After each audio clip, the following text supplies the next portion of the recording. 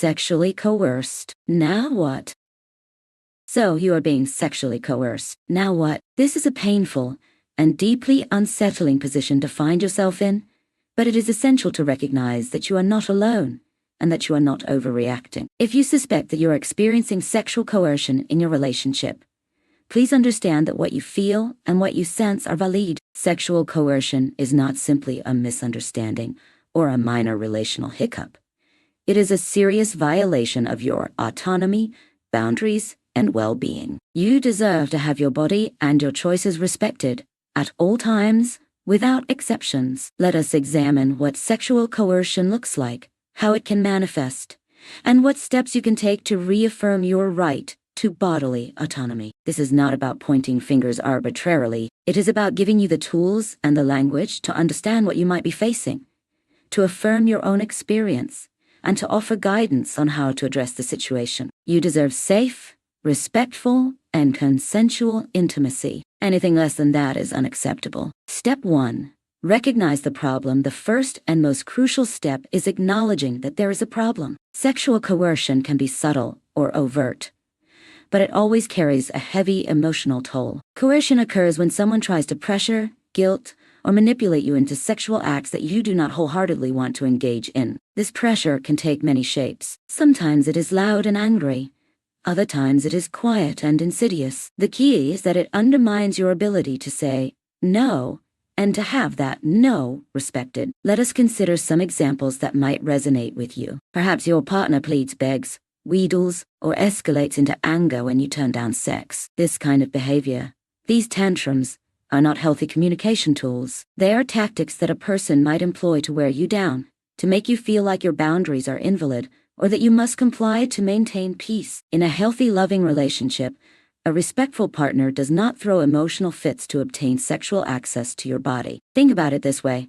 If you picture a child screaming and throwing toys to get what they want, you would recognize that as immature behavior. In an adult relationship, the stakes are much higher, and the refusal to accept a no when it comes to your body is a grave red flag. Another sign.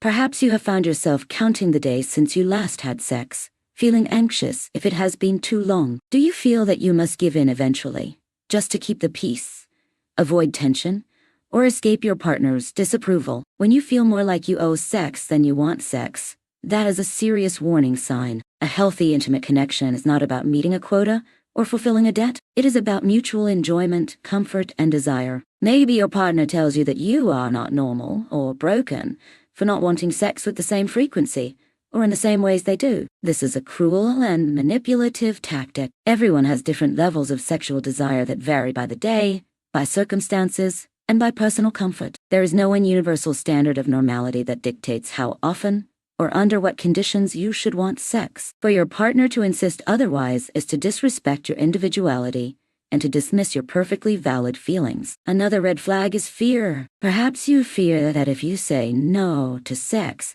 your partner's mood will worsen. You might sense that your partner will withdraw affection, become moody, or punish you emotionally if you hold firm to your boundaries. If your partner suggests that turning them down now means you must make it up to them later, understand that consent does not work like that. You cannot consent in advance to future sexual acts because you do not know how you will feel later. Genuine consent is about the here and now, about checking in with yourself and ensuring that your yes is authentic at the moment, not forced by promises or ultimatums. Reflect on whether your partner treats you kindly only when you are providing them with the sexual interaction they seek, and otherwise treats you poorly. A relationship built on conditional kindness, where affection, respect, and decency hinge on your sexual availability, is not a safe or loving relationship. Your worth and value as a person must never be contingent on whether or not you are engaging in sex. Do they say, if you do not want to have sex, you must not love me? That sentence is a glaring attempt at emotional blackmail.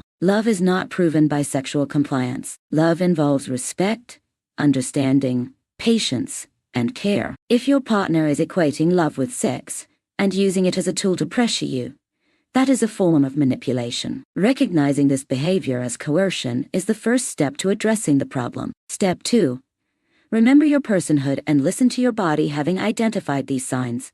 The second step is to reconnect with your sense of self and your bodily autonomy. You are a whole person, worthy of respect, care, and dignity. You are not broken if you do not want sex. Sexual desire is not a one-size-fits-all attribute. Some individuals crave sex more frequently, others less. Some individuals go through phases of high or low libido. Still others find that sexual desire varies with circumstances, emotions, trust, and how safe they feel. This is all completely normal. Your body and your feelings are not invalid just because they do not line up with someone else's expectations. If sexual coercion has occurred in your relationship, it is understandable that you may have developed an aversion to sex. Coercion can make you feel anxious, fearful, or disconnected from the possibility of enjoying sexual intimacy. This is a common reaction when one's boundaries have been repeatedly disrespected. Remind yourself that you owe no one sex. Not after a certain number of days, not if you are married, not if they claim they will be quick, and not for any other reason that ignores your comfort and willingness. Focus on bodily autonomy. You retain the right to decide what happens to your body at all times. Consider the continuum of intimacy. Perhaps you might feel a genuine yes to kissing but a firm no to more intimate contact. Maybe you enjoy certain forms of touch or closeness, but not others. This is normal. Desire and comfort can be highly specific, and what you consent to must reflect how you genuinely feel in the moment. You cannot pre-commit to having sex tomorrow or next week, because you cannot predict how you will feel then. Consent is about the present moment. If you feel your body saying, no, listen to it. Ignoring your internal signals to appease a partner or to avoid conflict can lead to long-term aversions and trauma responses. Trust yourself. Your body and mind are trying to protect you by setting boundaries. Overriding your no in hopes of finding a I say where none naturally exists can harm you emotionally and psychologically. Your feelings are valid. Step 3. Hold firm in your no. Holding firm in your no might be extremely challenging, especially if you do not feel safe expressing your boundaries. If your environment is not supportive, even a simple no might feel like a monumental task. You might worry about angering your partner, losing the relationship, or facing emotional fallout. These concerns are not trivial. They highlight the seriousness of the situation.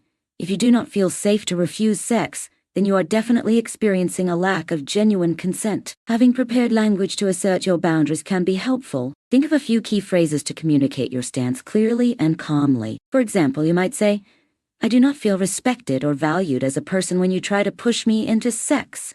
I have clearly said I do not want. I am not broken for not wanting sex. Different people have different levels of desire. I will not engage in sex unless it is pleasurable and wanted by me as well. We have been having sex that only you want, and I will no longer do that. It feels like you are trying to coerce me into having sex I do not want. Can you explain why you believe I should engage in sexual acts against my will? These statements shift the responsibility back onto your partner. They must face the fact that what they are doing is hurtful and disrespectful. Do not allow them to cast you as the villain. You are merely defending your right to decide what happens to your body. If speaking these words feels too intimidating, consider writing them in a letter or seeking support from a trusted friend or professional. The important thing is that you acknowledge your right to refuse, that you do not internalize blame, and that you do not convince yourself that you are at fault. Step 4. When saying no does not go well in a loving and respectful relationship, a partner who learns that their behavior is causing you to feel pressured or coerced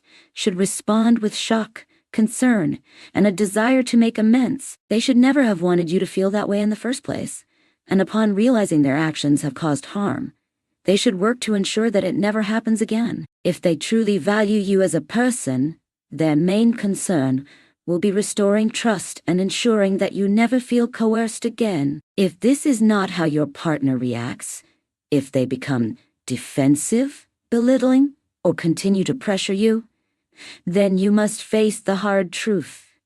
They are not a safe romantic or sexual partner. Their lack of empathy, their refusal to acknowledge your boundaries, and their unwillingness to respect your autonomy confirm that this relationship is unhealthy. Although it might be difficult to consider leaving or seeking outside help, remember that you deserve a relationship grounded in respect and safety, not fear and obligation. Recognizing that your partner is not responding appropriately might bring up a host of emotions: sadness, guilt, fear, confusion. It might mean seeking professional help or confiding in close friends or family. It might mean exploring resources like domestic violence hotlines support groups, or therapists who specialize in relationship abuse. You deserve to feel safe and respected, and if your current relationship cannot offer that, it might be time to consider how to protect yourself going forward. Step 5. Reject the normalization and justification of sexual coercion. We must also understand the larger cultural context in which these issues arise. We live in societies that often emphasize sex as the ultimate expression of romantic love and attraction, suggesting that if you are not willing to have sex whenever your partner wants it, you are somehow failing in your role as a romantic partner. This is a harmful narrative that normalizes coercion by implying that withholding sex is a severe shortcoming or betrayal. Additionally, people, especially men, are frequently raised with an ingrained sense of entitlement to their partner's body. Patriarchal cultural narratives may teach men that their wives or girlfriends owe them sex, that their partner's body exists partly for their pleasure. These harmful beliefs, even if rarely stated outright, can manifest as a sense that it is acceptable to pressure or coerce a partner into sex. This entitlement is deeply entrenched in cultural dialogues, where women's boundaries and comfort are often downplayed or dismissed. We must collectively reject the idea that sexual coercion is normal, justified, or tolerable. Just because it happens frequently does not mean it is right. Every person has the right to say no to sexual activity at any time, for any reason. No amount of cultural conditioning, gendered expectations, or romantic narratives can override the fundamental principle of consent. We must also question why anyone would want to have sex with a partner who does not genuinely want it. Is it not deeply troubling to consider having sex with someone who feels obligated rather than enthusiastic? Sexual intimacy should be a mutual, shared enjoyment, a dance between two consenting people who find pleasure in each other's presence. Coerced sex is not enjoyable. It is at best a performance under duress. At worst, it is a form of assault. By rejecting cultural scripts that encourage entitlement and coercion, we can help change the larger environment. Every time we challenge the narrative that denies women the right to bodily autonomy, every time we speak up about non-consensual sexual dynamics, we weaken the cultural forces that allow coercion to thrive. Expanding the understanding and providing more depth, it is important to delve deeper into each step and scenario to fully understand their implications. Let us consider why sexual coercion can be so confusing and hard to identify. Healthy, consensual sex involves two or more, in certain relationships, autonomous individuals who choose to share a physical and emotional experience. All parties involved must want it. If one person feels pressured, threatened, or blackmailed into participating, that dynamic is no longer consensual. Many people struggle with differentiating between normal relationship disagreements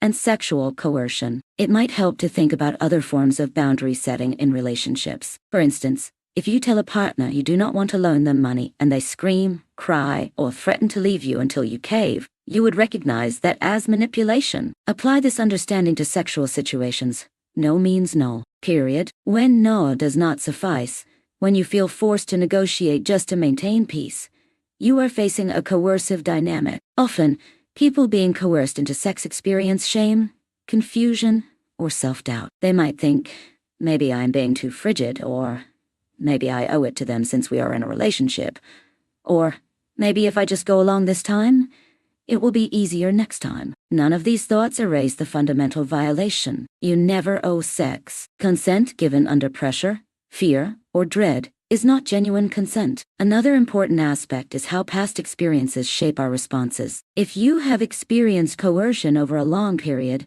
you may have learned to silence your no to avoid conflict. This learned compliance can make it even harder to break the cycle. You might question your reality. Is this really coercion? Or am I just being too sensitive? If reading these descriptions and steps resonates with you, trust your gut. Your discomfort and fear are powerful indicators that something is wrong. When a partner reacts poorly to your attempts to assert boundaries or say no, that response confirms the presence of a coercive environment. A respectful partner would be horrified to learn that their actions made you feel pressured. They would apologize sincerely and work to ensure it never happens again. If they do not do this, or if they become defensive and blame you for overreacting, you have your answer. They are not prioritizing your well-being. Let us imagine a scenario. You have expressed discomfort at having sex tonight because you are tired, stressed, or simply not in the mood. A loving partner might say, I am sorry you are not feeling it tonight. Let's just cuddle and talk, or we can each have some quiet time. Let me know if there is anything else I can do to help you feel comfortable. They respect your no, and do not internalize it as a personal rejection or an attack on their worth. They understand that you are a whole person, not a resource to be tapped into at will. Contrast this with the coercive partner. They might sigh dramatically, roll their eyes and say, "Fine, but remember, you have not had sex with me in over a week. You better make it up to me tomorrow." Alternatively, they might become sullen and withdrawn, giving you the silent treatment until you feel guilty enough to relent. Or they might become outright aggressive, saying things like, "This is ridiculous. You are my partner, and partners are supposed to have sex. What is wrong with you?" In these scenarios, notice how your feelings, comfort, and autonomy vanish from the conversation. It is all about their entitlement and their sense of being owed something. Cultural narratives play a heavy role. If you grew up hearing that men always want sex and women's job is to provide it, you might internalize those stereotypes, making it harder to recognize when you are being mistreated. If you have heard that a certain frequency of sex is normal, and that deviating from this norm means you are failing as a partner, you might blame yourself instead of recognizing that your partner's coercion is a real problem. We must dismantle these harmful ideas. There is no universal prescription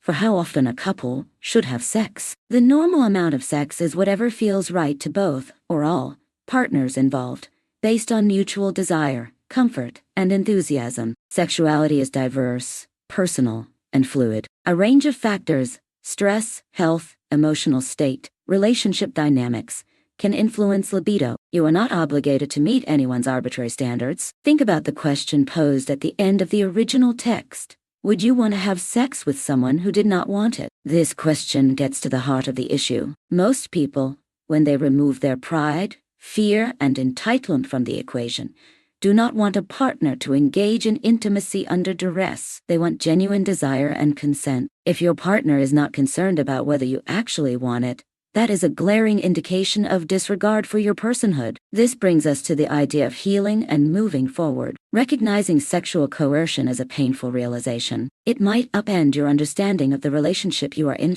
If you decide to address it, do so with the understanding that you are reclaiming your right to bodily autonomy. This may involve confronting your partner, seeking couples therapy, if you deem it safe and appropriate, or leaving the relationship altogether. If your partner shows no interest in changing or acknowledging the harm, leaving might be the safest and healthiest option. If you find yourself in a position where leaving is difficult, consider reaching out to resources designed to help survivors of relationship abuse. Sexual coercion is a form of sexual abuse. Organizations, hotlines, and support groups exist to guide you through the complexities of extricating yourself from a harmful situation. Therapy can also be a vital tool, helping you process the emotional impact of coercion and learning to trust your own desires and boundaries again. Part of rejecting the normalization of sexual coercion is sharing information, discussing these issues openly, and educating ourselves and others. The more we talk about consent, the less power shame and stigma have. The more we affirm that everyone deserves bodily autonomy, the more we shift cultural expectations. Encourage friends, family members, and colleagues to think critically about these issues. If you are safe to do so, speaking about your experiences can help others recognize similar patterns in their own lives. Remember that healing is not linear. If you have experienced coercion, you might feel anger, sadness, guilt, or confusion. You might question your own judgment or feel frustrated that you did not recognize the problem sooner. Be kind to yourself. Coercion can be very insidious, especially when wrapped in cultural narratives that normalize it. You acted in good faith, hoping for a loving and respectful relationship. Moving forward involves learning to trust yourself again. A crucial part of healing is re-establishing a connection with your desires and boundaries. Give yourself permission to rediscover what genuine, enthusiastic sexual consent feels like. Maybe you want to spend time alone, focusing on self-care. Maybe you want to engage with resources about healthy sexuality, consent, and communication. Maybe you will find solace in supporting others who have gone through similar experiences. If, at any point, you doubt your experiences or feel tempted to minimize what happened, maybe telling yourself it was not that bad. Remember the principles we discussed. Coercion is defined by the presence of pressure, not necessarily by physical force. Emotional manipulation can be just as damaging as physical intimidation. If you felt that your refusal would be met with anger, withdrawal of affection, guilt-tripping, or punishment, that is enough to label it coercion. You do not need bruises or overt violence for it to qualify as abuse. Sexual coercion is about power. It is about someone disregarding your right to say, no. It is about them valuing their immediate gratification over your comfort, safety, and well-being. By naming it, by refusing to be complicit, and by holding firm in your no, you reclaim some of that power. You are asserting that your body is yours, that consent matters, and that no one is entitled to sexual access. Your journey might lead you to consider what healthy intimacy looks like. Healthy intimacy involves mutual respect, clear communication, and genuine enthusiasm. It is not just about whether both parties said yes, but whether both parties feel good about saying nice. In a healthy scenario, your partner cares about your pleasure, your comfort, and your mental state. There is no need to measure or track how long it has been since the last sexual encounter, because both of you trust that you will connect when it feels right. There is no keeping score, no resentment building over a perceived sexual debt. In some cases, sexual coercion is part of a broader pattern of emotional or physical abuse. If you notice other signs, controlling behavior, isolation from friends and family, financial control, belittling comments, understand that you may be in a domestic violence situation. Sexual coercion cannot be neatly separated from other forms of abuse. They often intersect and reinforce each other. The same lack of respect for your body often extends to other aspects of your life. If you suspect a pattern of abuse,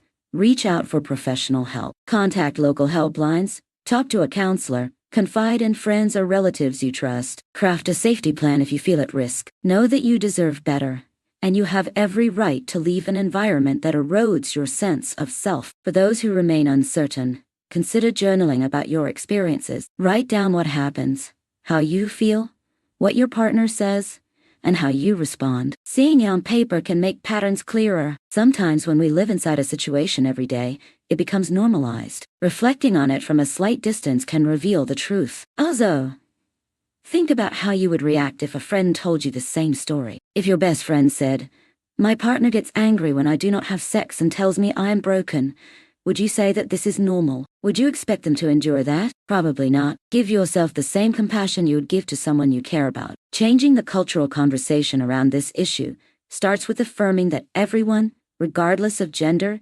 sexual orientation, or relationship status, has the right to refuse sex without fear or guilt. It starts with rejecting harmful stereotypes that suggest one partner should always be available to the other. It continues with educating ourselves and others about consent, and teaching young people from an early age that respectful relationships are built on communication, understanding, and mutual willingness. We must acknowledge that sexual coercion has historically been minimized or overlooked. Traditional norms sometimes framed marital sex as a duty a wife owed her husband egg. These outdated and oppressive views have no place in a culture that aims to respect individual autonomy and dignity. The law in many places has evolved to recognize marital rape, and while not all forms of coercion rise to that legal standard, they still contribute to a climate where sexual boundaries are not respected. By speaking openly about sexual coercion, we chip away at the silence and shame. We make space for survivors to come forward and seek help. We make it harder for abusers to hide behind cultural excuses. We remind ourselves that a truly loving relationship is one where both partners see each other as full human beings, deserving of happiness, comfort, safety, and the freedom to say no. As you navigate this complex and painful issue, know that resources are available. Professional counselors, therapists, support groups, and hotlines run by trained advocates can provide guidance tailored to your situation. Whether you ultimately decide to end the relationship, seek therapy together, or take some time apart, remember that your decision is yours to make. No one can dictate what you should do with your body, and no one should pressure you into sex you do not want. You have taken a significant step by reading this. Acknowledging the existence of sexual coercion is not easy, especially when you might have been told repeatedly that what you are experiencing is normal or no big deal. Your feelings matter. Your body is your own. There is no legitimate justification for sexual coercion, And recognizing that fact might be the first step toward regaining control over your life and your body. In summary, the message remains clear. You are not broken. You are not a bad partner for asserting your right to say, no. You are responding to the violation of a fundamental boundary. Sexual coercion is never okay, and any partner who dismisses or perpetuates it is not acting with love or respect. By recognizing the problem, remembering your personhood, listening to your body, holding firm in your no, being prepared for negative reactions, and rejecting the normalization of coercion, you empower yourself. Your autonomy is a core element of your humanity. Your consent should never be taken for granted, and your boundaries are not negotiable. Let this knowledge guide you towards a healthier, more respectful environment. Whether that means establishing new boundaries, seeking help, or leaving a coercive partner altogether. You deserve relationships that uplift and honor you, where your yes is genuine and your no is heard without question.